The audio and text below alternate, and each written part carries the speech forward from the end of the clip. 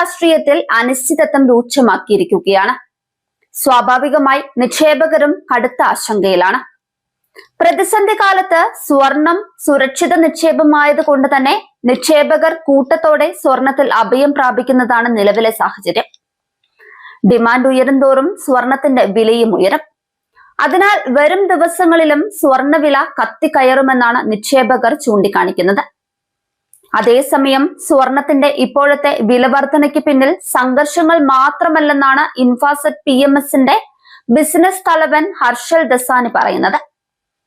കേന്ദ്ര ബാങ്കുകളിൽ നിന്നുള്ള വാങ്ങൽ ശക്തമായി തുടരുകയാണ്. യഥാർത്ഥ പലിശ നിരക്കുകൾ ക്രമേണ കുറയുകയും ചെയ്യുന്നുണ്ട്. കൂടാതെ ഡോളറിൽ നിന്നുള്ള ആഗോള വൈവിധ്യവൽക്കരണവും തുടരുകയാണ്. ഈ സാഹചര്യത്തിൽ അടുത്ത 12 മുതൽ 18 മാസത്തിനുള്ളിൽ സ്വർണവില $6000 എത്തുന്നത് അസാധ്യമായ കാര്യമൊന്നുമല്ല. ഭൗമ രാഷ്ട്രീയ സമ്മർദ്ദങ്ങളും ധനപരമായ ഇളവുകളും എക്സ്ചേഞ്ച് ട്രേഡഡ് ഫണ്ടുകളിലേക്കുള്ള നിക്ഷേപ ഒഴുക്കും ഒരുമിച്ച് ചേരുമ്പോഴാണ് ഇത് സംഭവിക്കുന്നത്.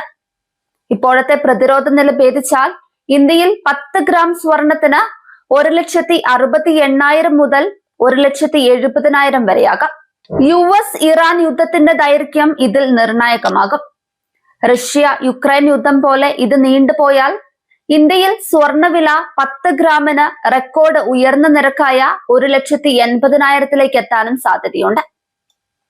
ഭൗമരാഷ്ട്രീയ പിരിമുറുക്കങ്ങൾക്ക് ഉടനടി അയവ് വരുന്നതിന്റെ ലക്ഷണങ്ങളൊന്നും കാണാത്തതിനാൽ വിലയേറിയ ലോഹങ്ങൾക്ക് തുടർന്ന് മുന്നേറ്റമുണ്ടാകുമെന്നാണ് വിശകലന വിദഗ്ധർ ആവർത്തിക്കുന്നത്.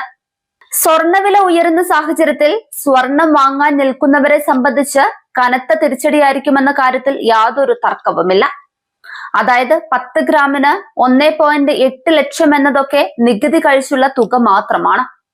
പണിക്കൂലിയും നികുതിയും എല്ലാം ചേരുമ്പോൾ 1 പവൻ സ്വർണത്തിന് കുറഞ്ഞത് 2 ലക്ഷത്തിനടുത്ത് തുക വരും. അതുകൊണ്ട് തന്നെ സാധാരണക്കാരനെ സംബന്ധിച്ച് ഇനി സ്വർണത്തെക്കുറിച്ച് ആലോചിക്കുകയേ വേണ്ട.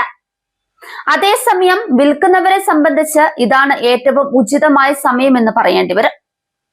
കഴിഞ്ഞ വർഷം വെറും 50,000 രൂപയ്ക്ക് 1 പവൻ വാങ്ങിയ നിങ്ങൾക്ക് ഇന്ന് കുറഞ്ഞത് 1 പവൻ വിറ്റാൽ 1.2 ലക്ഷം രൂപയെങ്കിലും ലഭിക്കും.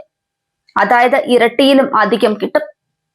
10 പവൻ സ്വർണം കയ്യിലുണ്ടെങ്കിൽ കുറഞ്ഞത് 12.5 ലക്ഷത്തിനടുത്തെങ്കിലും കയ്യിൽ കിടക്കും. അത്യാവശ്യക്കാരല്ലെങ്കിൽ അല്പം ക്ഷമിക്കുന്നത് നല്ലതായിരിക്കുമെന്നും ചിലർ പറയുന്നുണ്ട്.